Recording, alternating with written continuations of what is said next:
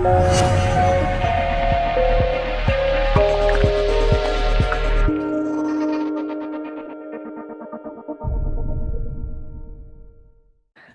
gratitude seekers, and welcome to a new episode of the Gratitude Podcast. Today, I want you to meet Penelope Aelfin. She is known as the Soul Separation Detective, and she's on a mission to help women who thought they had it all, but secretly feel lost and lonely, discover how to really love themselves unconditionally, no matter what. She's a former clinic management executive, beauty consultant, trainer, and a certified specialized kinesiologist, certified NLP master practitioner, a certified quantum reading facilitator, and a theta practitioner. But I will let her tell you more about herself and her work. Penelope? Hello. Tell you more about me and my work. The reason why I do this work, I think I'll go into it that way, is I was very sick when I was in my younger years, but in particular in my teenage years. And it was a very difficult experience in respect of my physicality, because I had a very strong, well, it's like a chronic case of arthritis. And I was on drugs and all sorts of things. And then eventually I found a practitioner who was an acupuncturist, and he introduced me to a whole new way of living. And I remember going into his surgery, and it was just before I started with the clinique career. And I couldn't use my hands or my feet. I couldn't walk on my feet. My hands were absolutely rigid, and I was in such pain. Which I've since learned is a lot to do with stress and taking new things on. But what was the absolute miracle, within 15 minutes, which he put the needles in, my fingers literally moved on their own. And I'm looking at them and I'm going, this is extraordinary. And the pain just receded. And I'm going, well, this is a miracle in my life that I just can't deny. Drugs never did this for me. It used to take 2 or 3 days for the pain to go away, and then it was very hard to move. So I was very intrigued with this. So I followed his suggestions of what to do, which was new diet, give up alcohol, go vegetarian, and most of all, inquire into my family background and my emotional state. And that started me on a journey way back in my late 20s to where I am now, of 30-odd years of personal development, working as a therapist, which I never thought I'd ever do. I always thought I would be in corporate. And and sort of got me to here. So I'm very grateful to him for creating the experience. And I'm grateful to me too for actually getting there in the first place. But it was so desperate, I needed to try something different. But it took another country, it took another type of thought, and it just took me to a point that I was so desperate I had to do something different, because nothing else had worked before for the previous 8 years. Yeah, so hence my coming into what I do now. I've followed a very interesting path because I've been a corporate girl. I've actually worked in interior design. In 15 years, I worked in commercial interior design. Got very interested in eco-development and things like that, and sustainability.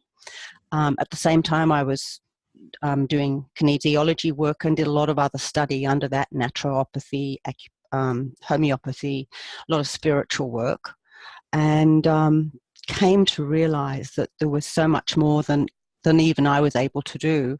And so I took myself off for a few years, and about 3 or 4 years ago, I actually had 2 or 3 years off because very burnt out. I was working with clients sort of day in, day out, and I was exhausted. So I had to learn how to do it a different way. And that took me down an even deeper path. And when I came out the other end of that, I went, well, I'd like to put all my goodies together my skills. And it's just so important to work with the separation work, because it's where our biggest wound is as a society. Mhm. And hence I work with people on this particular issue, sort of emerging the ego with the soul, and coming from that particular point of view. Yeah. Yeah, so I also think that um, gratitude is something that we usually think of when it comes to other people. We feel grateful for uh, people from different experiences that we had and stuff like that. We also feel grateful for God, but we forget to feel grateful for ourselves, actually. And Yeah. this is what I believe your work helps a lot. Absolutely, because I think that the bottom line, I'm going to say, let's go to the bottom line on this. I actually believe that until we receive who we are, in the fullness of us as spirit, or as a soul coming into this human form to marry together, and integrate the ego and the soul together, and embrace everything, then it's a matter of acceptance of it, receiving ourselves. It's somebody said this wonderful quote, which is not the quote I'm going to talk about with gratitude, but to kneel before yourself with love and grace is to honor the divinity that you are. And her name is Jennifer Starlight. And to that, it puts it in a nutshell. So that the journey is to receive ourselves, to love ourselves, to accept ourselves, which ultimately means that we have to be grateful for ourselves. But I don't think we can be grateful for ourselves until we receive our full expression of our essence. Mm-hmm. And what do you mean by receiving your full essence? Well, I think it's full essence means receiving that full essence is the beauty and the perfection that we are, the enormity and the power that we actually have, rather than that third dimensional egoic power. It's like this incredible vastness that we have inside ourselves, and to be able to sit in absolute wonder about that is an extraordinary gift. We are all extraordinary people, and I find that very exciting. And so my mission is to support people in finding that for themselves, and so that receiving of our own essence, our own true nature, becomes a natural thing that we do. We're in that state. You can Mm-hmm. call it presence, I suppose, or being present to yourself. That's wonderful. Yeah. Yeah, yeah, I yeah, believe that's really necessary with this world being so agitated and having to do so many things to just be is something that's really hard to do yeah, for many people. Yeah. yeah. So you wanted to add something? Um, I, my taglines for my business are know yourself, be yourself, love yourself. So to me, that's a journey. So you need to know the nitty gritty and the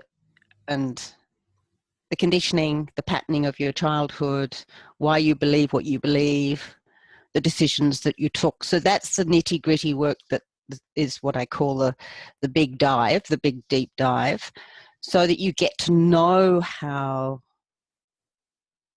I'm going to say, you control yourself in ways that are not necessarily for your highest good. And I think that when we do that, we have much more appreciation of who we are and what we are. And it's about not necessarily fixing it. The days of fixing stuff, I think, seem to have disappeared. You can spend 30 years doing personal development and it doesn't necessarily take you much.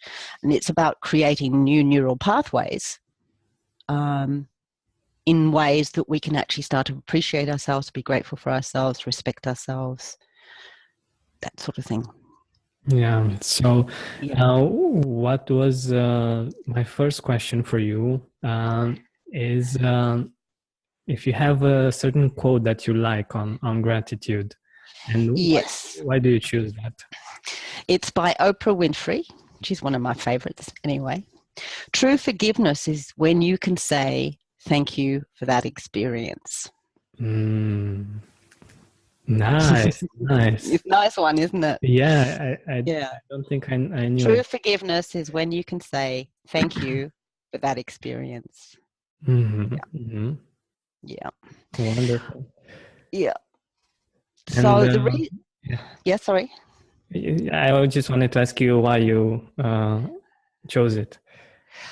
I chose that because I have this firm belief that anything that is given to us in our life is never given to us because we can't handle it. That it's given to us as a present thing, a present, if you like, a gift, because in every adversity or every experience or every person we meet, there is usually something there that we gain by it.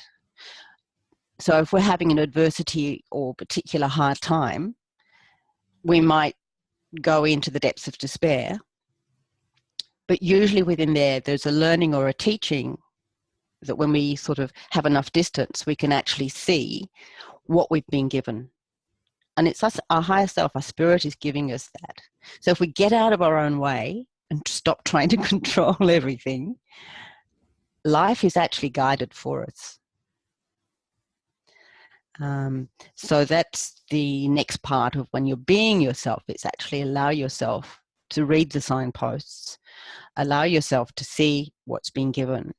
And the gift is usually something that you learn to be kinder to yourself, or you have more compassion for yourself, or you have more compassion for others, or you learn how to actually not to be so judgmental or so critical. So it's those things. But a lot of it's actually in loss. And I think that many of us feel very lonely.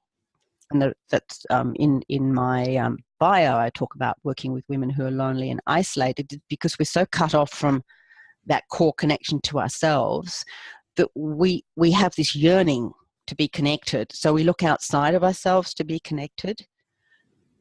And that doesn't work. It may for a time, but it's like trying to gratify ourselves in a way that actually that takes us down in the end, because we have to play games, we manipulate, we do all sorts of things to get outside gratification. I mean, most people would think outside gratification is sort of alcohol or sex or relationships or whatever, but I'm talking about, or even food, I'm talking more connection with what's real, what's your truth. Mm-hmm. And you only have to go out in nature and have a look at that and see how it's just so truthful to itself. You know, the buds come, the flowers come, the leaves come, they fall off. You get seasons. You get the ocean, which is totally unmanageable because relates to the tides, and it does its thing. It either comes in as a big tide or a small tide, so it goes on and on. But I think if we took more lessons from nature and how nature is, and what I love about nature is its diversity. And I think we have a world where diversity is not really accepted, and therefore we don't accept ourselves as being unique and different, which is to be celebrated rather than to be trying to fit ourselves into a box. So it's why I think that's important, is that I think our spirit is trying to actually connect with us and give us growth and expansion. Yeah. Yeah, wonderful. Yeah. Yeah. So, like nature, and this is a really good idea that we don't always have just highs, like being happy all the time and stuff like that. It's like there is summer, there is spring, there is summer, there is fall, and what do you do when it's fall, when it's hard to be grateful? Well, this takes a bit of practice, but there are two things I do. One is breathe very deeply and stop. Stop everything, walk away. It's like if you have problems with the internet, take a couple of breaths, walk away. It's when things get hard in relationships, take space, take a breath, walk away, reground. So that's why I think it's so important to talk about nature, because nature is very grounding. And the other one is this cute little saying, and I don't remember who said it, but I remind myself that this too will pass. Mm. Mm-hmm. And I think that's really, it's whatever's up in your face, it cannot stay the same forever. This too will pass. It'll be another inspiration you'll have, a friend will turn up, something will happen to change the state of your being.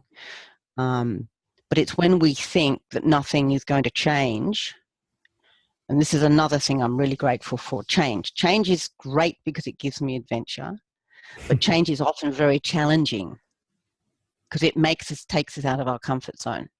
And so if we can sort of somehow find our equilibrium in that and be grateful for change and almost see it as what was it bringing me, what's new, what can I benefit from here. It must be here for some kind of reason.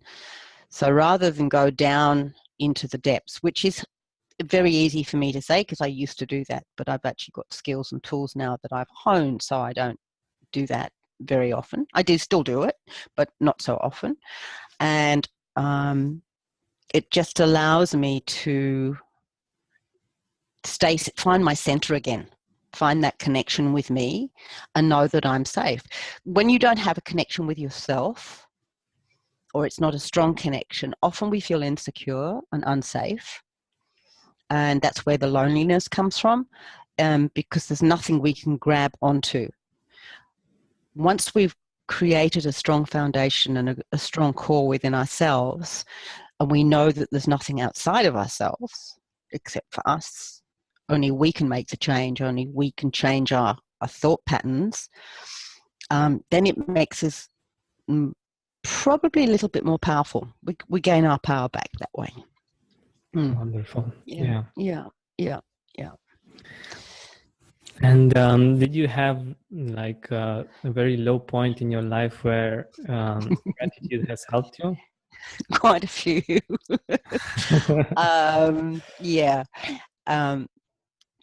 I'm so glad that I took on that belief that every experience has a gift in it. So, because there are times when you just are not there, and you have this little thought behind me going, no, there's a gift in this, or there's an opportunity somewhere. It might take me a day, a week, a month. It might take me even a couple of years because I have to process the feeling. And then that's really important. Don't deny the feeling. Don't go numb on it.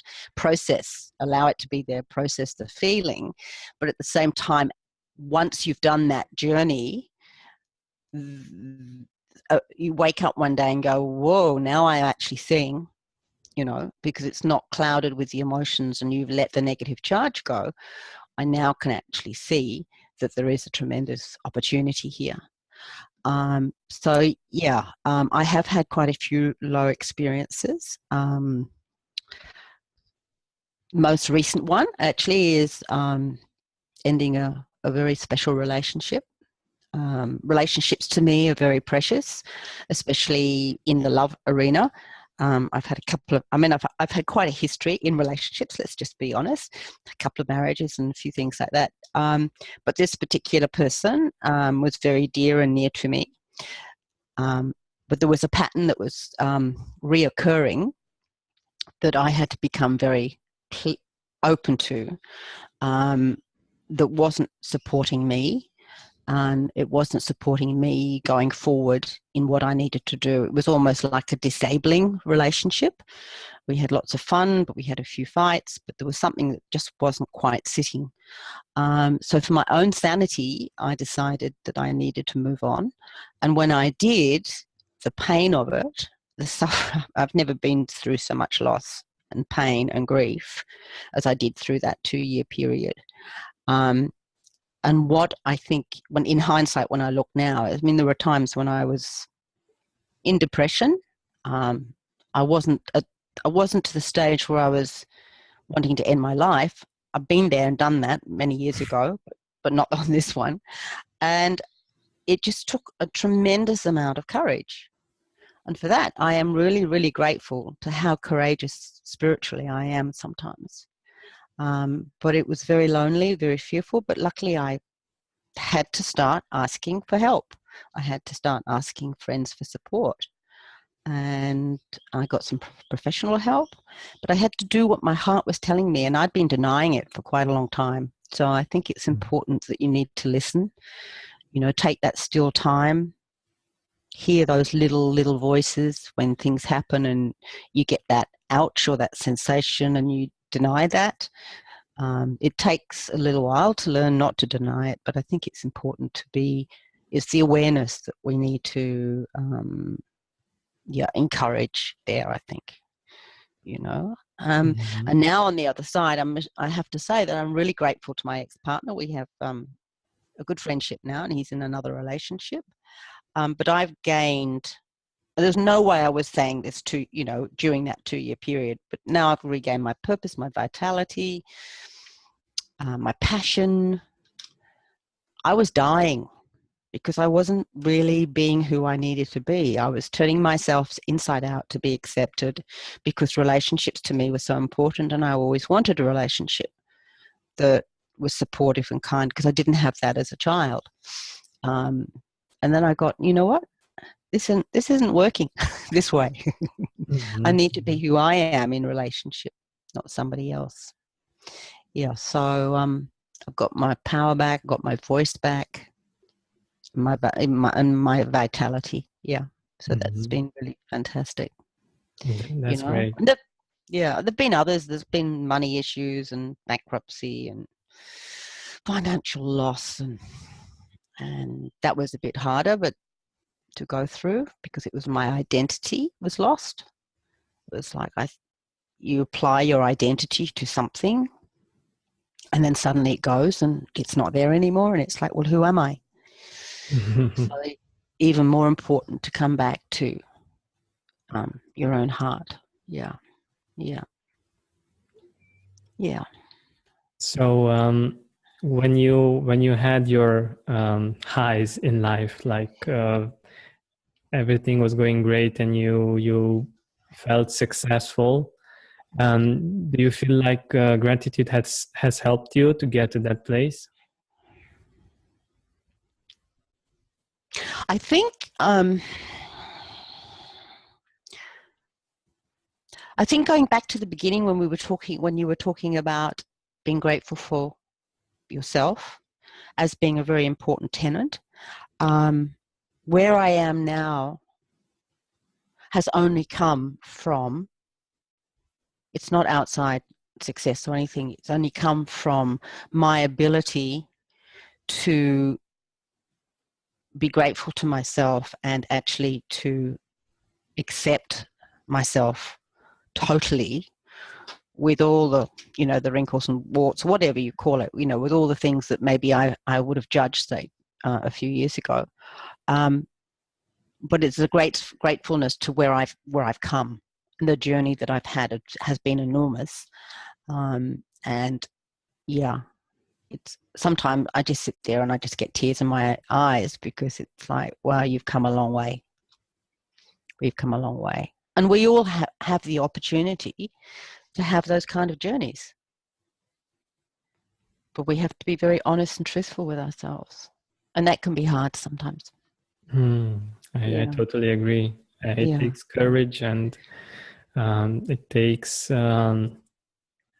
you have to take time with and for yourself to do this. It's not something that many people do, even though it's a great habit to have every once in a while, at least to be with yourself, not to do stuff, but just to be with yourself and with your thoughts, with your emotions. And often people are too frightened to go there because it's almost overpowering and overwhelming. We've been desensitized so much as different societies, with the media and all that sort of stuff. And life has got busier and busier and busier, and it's almost a badge of honor to see how busy you are sometimes. But just to take that time for you, it's not selfish. It's really important. Your other relationships will benefit, and you will benefit most of all. And society would benefit. We'd have a different world, which would Yeah, be so. exactly. Mm, Exactly. yeah. I totally agree with this. I think that Yep. usually we have our center of focus and of support in the exterior. Like um, we think that we can only rely on others for us to be okay as a person. Mm, mm, mm. That's And right. when we spend time with ourselves, we get back to ourselves and to our center, and we see that in fact that's where all of the things happen, or where they all Mm. begin. Yeah, where they all begin, where they all began, and they all end. Yeah, exactly, exactly. Mm. And Mm. that's why I believe that gratitude for our own self is wonderful. And Mm. uh, through my experience, I've noticed this, that usually I always focus on things that I want to do, and things that I want to achieve, like um, reaching a certain level financially, or um, reaching some kind of objectives, or even in self-development, getting better at I don't know, being more courageous, or Yeah. things like that. Um, but I realized that in this search of improvement in all areas of life, I didn't give myself any time to appreciate what I already am, and the things that I am already. Mm. Uh, Mm. Mm. Mm. and I think this is where your work is wonderful, because we want to be like other people, for instance, and we fight hard to do everything we can to get to be like them, but we don't focus on the beautiful qualities that we already have, and Yeah. Yeah. it might be even, I don't know how to say better than others, but unique and beautiful in their own way, and Yeah. much more close to your heart and to who you already have or already are. Yeah. It's almost like we dismiss ourselves in Hmm. favor of somebody else because we think a soccer star looks better, or got to have this label or that, and we deny ourselves. I think that's what it comes down to. We deny who we are, and that I find quite sad. But if you're not aware of that's what's happening, then you can't, you know, that's how it is. Yeah, exactly. Yeah. And Yeah. it's really interesting, and I really believe that it's going on a deeper level also. But like this happens to me sometimes, even though I dress in a certain way that I like. When I see, and I think this happens for women especially even more, when I see people, I usually admire people, like I admire how they're dressed or stuff like that. When I do that, it's a good thing that I admire them, but I forget about my own value, the fact that I'm Mm. okay also. And I think about, oh my God, they look so good, or they work out or stuff like that. And I'm thinking to myself, oh, I'm not that well built, or I don't know, something like that. Instead of thinking about the fact that I'm also okay, even if I'm not perfect, or Yeah. yeah. And that's why I believe that gratitude for that, for who we are, for the qualities that we have, for the things that we did, is really important, and it's essential actually. And usually people don't think about gratitude in this way. Mm. Mm. Yeah. Yeah. They don't Yeah. take into consideration the fact that they themselves can be a source of gratitude. Even Yeah. the fact that we like we were a bit better than yesterday. Usually we focus, okay, I was a bit better than yesterday, but I can be much better tomorrow. And we forget to see the fact that, wow, let's celebrate this. I'm a bit better than yesterday, and love ourselves for this. And I Yeah. think this is also really important. Yeah. Yeah. Yeah. So do you have something on this? No, I think what you've said is to the point. It's how we don't take the moment as being the special moment, because we've only got this moment. I mean, we could all be blown up tomorrow or in a minute. We don't know. So we don't concentrate. We're always in the future or the past. The present is where the gifts are. The present is where the joy is. The present is where the love is. And that takes training, actually. Mm-hmm. We have to train ourselves to do that because we're so everywhere else. Exactly. Doing 6,000 things at the same time. Yeah. Yeah. And we were trained to focus on the exterior so much that it's actually hard, and it takes another kind of training to go inwards and to choose to appreciate ourselves and not just others and the exterior, but also ourselves. And this is something that we need to work on to change. Yeah, yeah. And I think often our health suffers too if we don't do that kind of work. And I think that really helps how we feel in our body, our energy levels, our vitality. Mm-hmm. Totally. Yeah. So what I also wanted to ask you is, if you could go back in time, what would you tell your younger self about gratitude?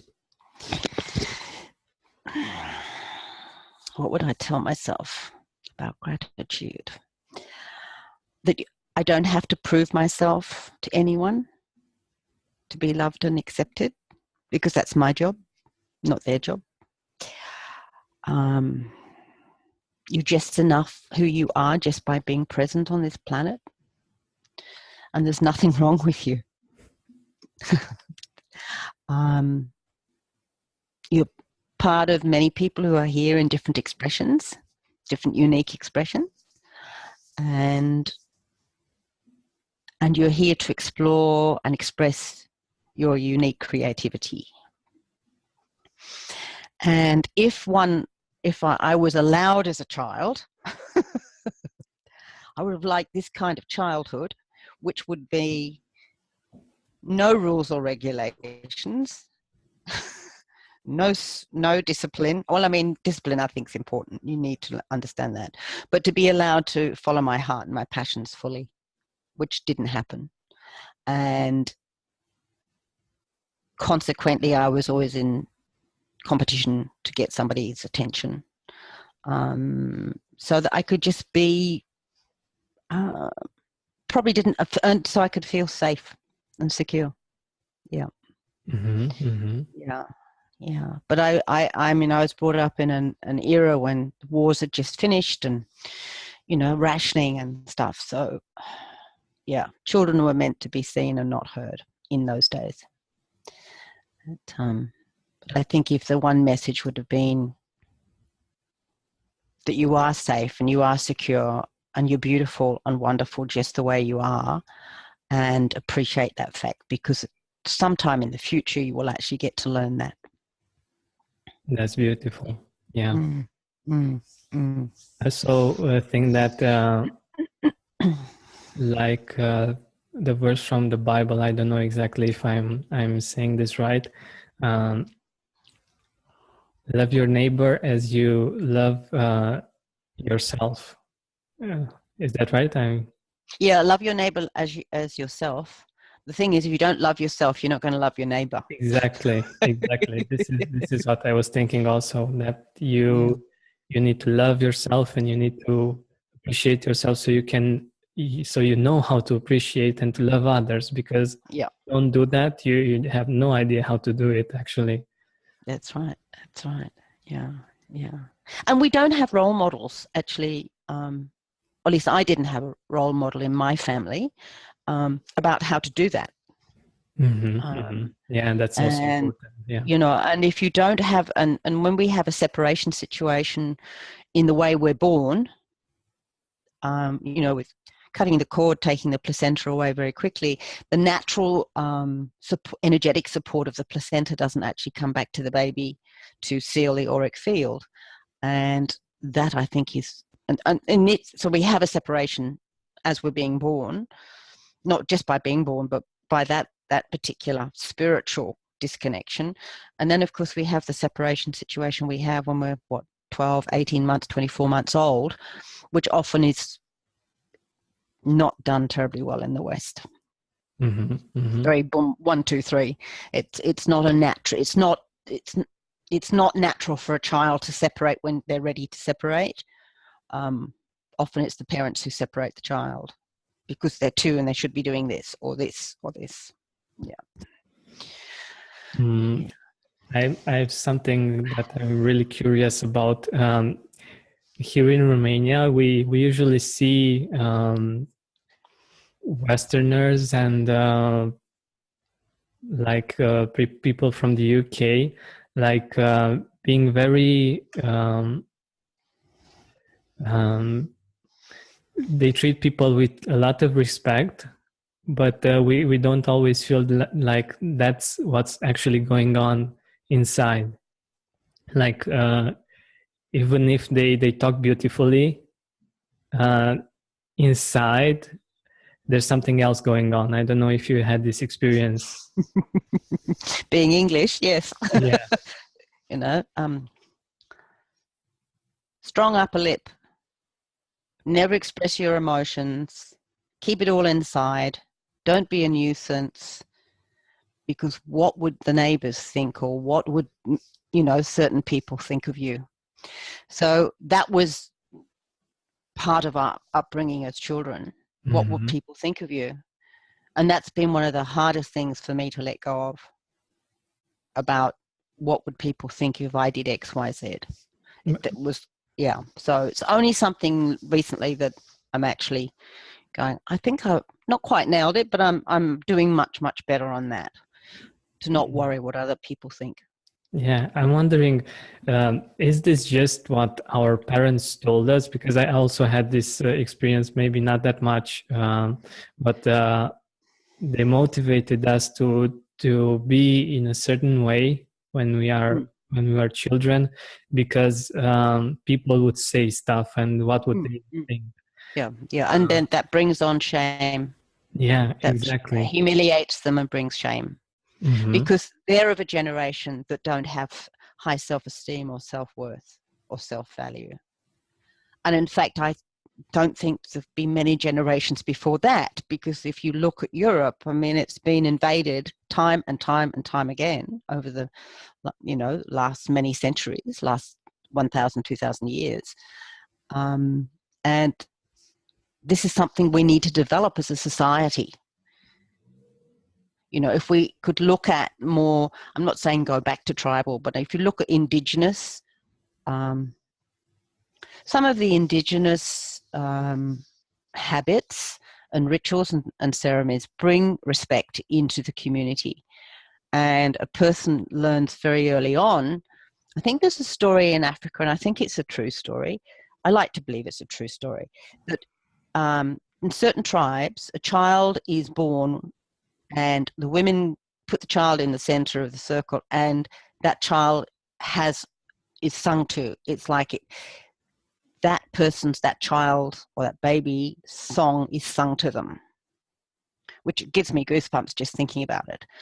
And that if that person ever does anything wrong when they're much, much older, they're put in the circle and their song is sung to them.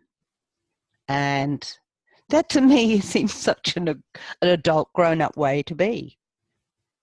Because the person then goes, well, this is my responsibility, and yet I'm being forgiven, and I've been given space enough to either correct that or undo it or whatever. Exactly. Yeah.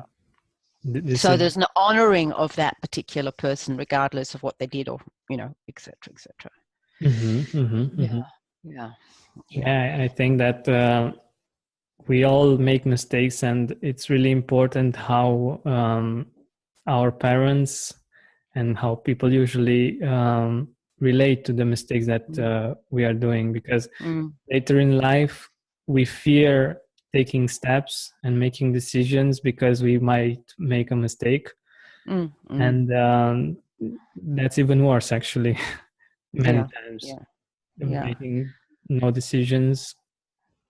yeah, yeah. And Mistake. mistakes are, to me, are just learning experiences. Exactly, yeah.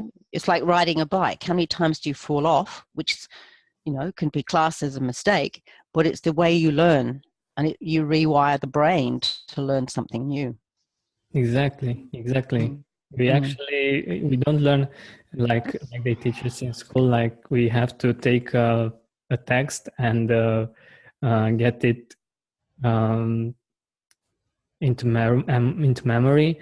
We mm. actually learn by trial and error, by Yeah, yeah. actually doing and Doing stuff. and getting feedback. Yeah, yeah, yeah, And that's a way in which we actually learn, and that doesn't teach us in school. yeah, yeah. What I loved in university, at one of the classes, they actually gave us feedback after giving us the grades, so we could go and see what we did wrong, and the teacher helped us to understand what could have been better and what we didn't understand well. And that was amazing from my point of view. It's like, okay, it's not like I know something, I put it on paper, and if it's not okay, this is where I am, this is my level, and that's it. Mm, mm, I mm. can actually grow, because this is how life is. You can't say that, okay, you reach this point in life and this is where you are. You can't do anything about it. This is Mm. the grade that you have been given, and you can get better than that. And you can't Yeah, learn anything from that. You just, this is how much you know, and this is everything. yeah, yeah. Well, the other way is that way is lovely because it's actually giving you expansion. The other way is very much a contraction, because it's like Exactly. the judgment and punishment. Whereas this other way is expansion and growth, and that's what we're all looking for in consciousness. Yep. Yeah, yeah, So yeah. we are getting to the end of the interview, and I want to know if you have some activity or a practice that helps you be grateful consistently. Nature.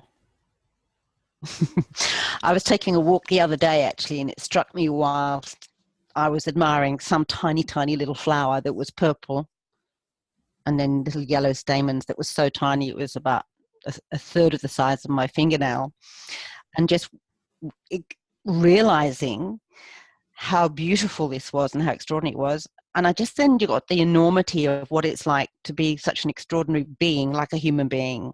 We take ourselves so much for granted. We forget the magnificence of our body, how it just operates without us even thinking about it. Neurotransmitters, blood pumps, lungs breathe, we digest food, we think thoughts, and we don't have to put any thought into that. Yeah. I mean, that is extraordinary, isn't it? We are an extraordinary machine. It's so exciting. And we don't, as you say, we're not grateful for our form. Add spirit into that as well, or soul, your soul's journey. Extraordinary. Absolutely extraordinary. So, yeah. So that nature continually reminds me to smile, to breathe, to relax, and to accept change, because that's doing it all the time. Yeah, exactly. Mm, Exactly. mm, mm. And Yeah, it's really interesting that in all of my interviews until now, many people talk about the importance of nature, and the fact that they can feel grateful easier, and it's yeah. something that they that helps them be grateful. And Mm, it's really something that our listeners should think about, and take special time to Mhm. get to be in nature? Like how often do you go for walks or? I probably would walk probably 4 times a week. Mhm. But I live in nature's all around me, so I just look out the window. It's there, and the sea and the trees and the birds. Was before this interview, I was sort of sitting and contemplating, and I suddenly looked up, and there was this magnificent eagle soared past. And I went, "Oh, Wow. so beautiful!" Yeah, we have sea Amazing. eagles here, and they don't come every day, but every time they do, I go, "Oh, look, there's my eagle." Yeah, I can Beautiful. do that too. I can soar. I can soar up there. Yeah, yeah. Yeah. I Yeah. totally think so. We can empathize with that word, or and feel how it is to be free and to Yeah. fly and to enjoy Yeah. life from Yeah. a different perspective. Yeah. Yeah. Yeah. Yeah. So, do you want to mention some people that you're grateful for in your life? I think those who've been there at the turning point. Every time I've got to a crossroad, I turn around and there's always 2 or 3 very crucial people who are there somehow, who energetically hold space. I mean, there's so many of them. There's nobody specifically. My family. I mean, they're not around in me. They're 12,000 miles away. But I wouldn't be here where I am today without my family, my father and my mother, and my friends who are very dear to me. I have some few very close friends, and I have lots of support. I'm grateful for people who actually spend time and educate me in things I don't know how to do. In particular, anything to do with, technical stuff. And the patience that they have. And there's always some key person who takes me from, who turns a key or is there to turn a key, and then I jump another level and then another level. So yeah.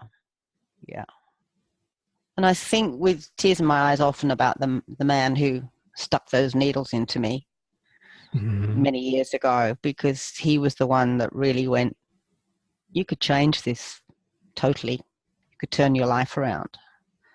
Nobody'd ever spoken to me like that before. Extraordinary. Evan, his name was Evan Lallimand. Yeah. Yeah. Wonderful, wonderful. Mm. After Mm. all these years, you still know his name and you still Yeah. think of Yeah. him That's right. That's right. with Yes. gratitude. That's wonderful. Yeah. So, do you have a book recommendation for our listeners? A book recommendation? Yeah. Here we go. There we go. You see it? My Yep. book, Dig Deep and Fly High, Reclaim Your Zest and Vitality by Loving Yourself from Inside Out. It's on Amazon, or you can get the link on my website. But it was a book that I wrote 3 or 4 years ago when I actually had a year off in Bali. Oh, And wonderful. I've always been told that I'd write a book. And so the opportunity came up to learn how to do it. So I went, I'll just do the course. And I ended up writing it, editing it 4 times, ready to go to final edit, all in 8 weeks. Wow. Yeah. Yeah. I got halfway through and I'm going, you said you weren't going to finish this. And I'm going, I'm going to finish this. Now, there was another person I'm very grateful to, Donna Kozik. Yeah. And so it's a how-to. It's a how-to book about looking at the deeper stuff in your life. There's some exercises in it. There's lots of tips and tools that you can use and skills that you can build up to. Yeah. So dig deep and fly high. Penelope Aelfin, available on Amazon, everybody. Wonderful, wonderful. Yeah. So, you mentioned it a bit, but where can people find you? You can find me, you can contact me through my website, which is www.obviously healyourseparation. That's heal at HEAL, your, YOUR, separation, SEPARATION, healyourseparation.com. .com. All right. Yeah, Perfect. yeah. So thank you very much, Penelope. Thank you, Georgian. It's been absolutely wonderful talking to you today. Really enjoyed it. It Thank sure you. was. Thank you. Yeah, thank you. Bye.